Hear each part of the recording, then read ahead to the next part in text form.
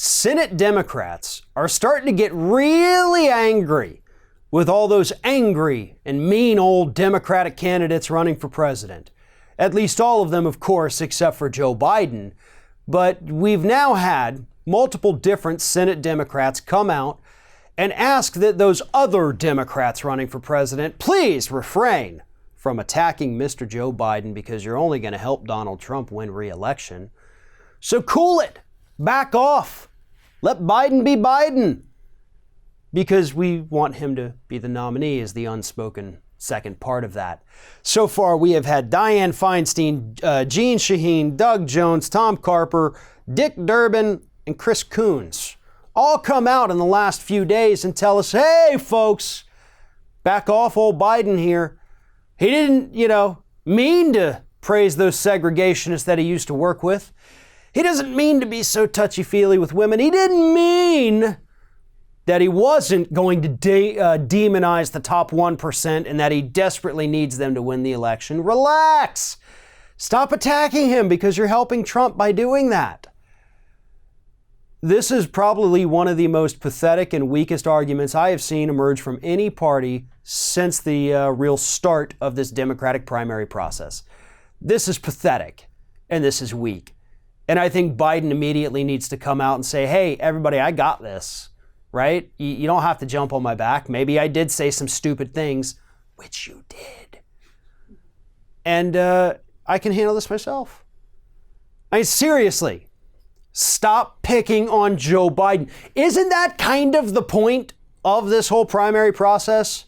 We got debates coming up in a couple days here where you think everybody on stage is just going to say, well, I wish I could disagree with this person, but we're told we all have to play nice with one another. That's not how that works, and this is why you idiots keep losing elections. This is why. No, don't pick on him. We want him to be the president. Why don't you just go read those horrible stories that are misquotes about all these other people?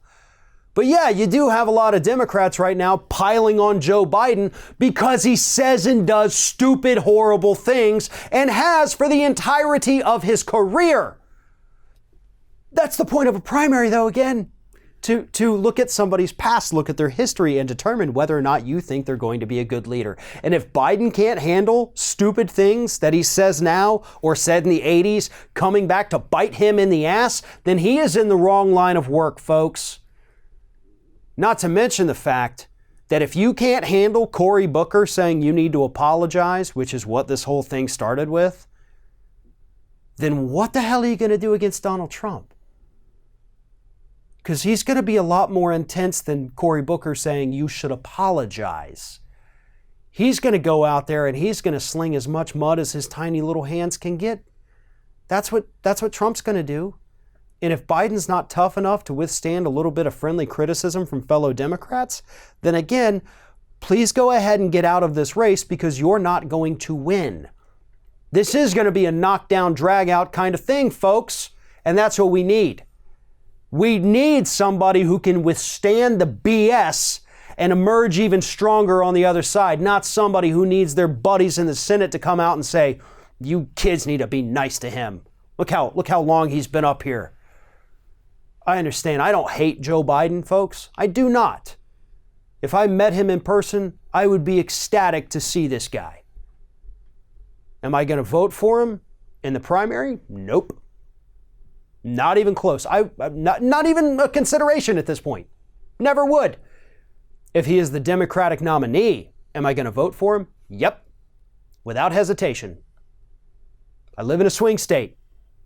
Don't have that, protest vote thing. I'd love it if I did, but I don't, and I'm not going to. But that doesn't mean that I'm also not going to criticize him. I've said too many times before, we ain't cheerleaders for any candidate or party. We're not. You screw up, we're going to call you on it. You do good, we call you on that too. And right now, Biden can't stop screwing up. And he needs to get used to the criticism and get used to all of his horrible things from his past coming back up. Because they will, and they are, and it's only going to get worse from here on out, especially if his friends have to come out and beg us all to be a little bit nicer to poor little Joe.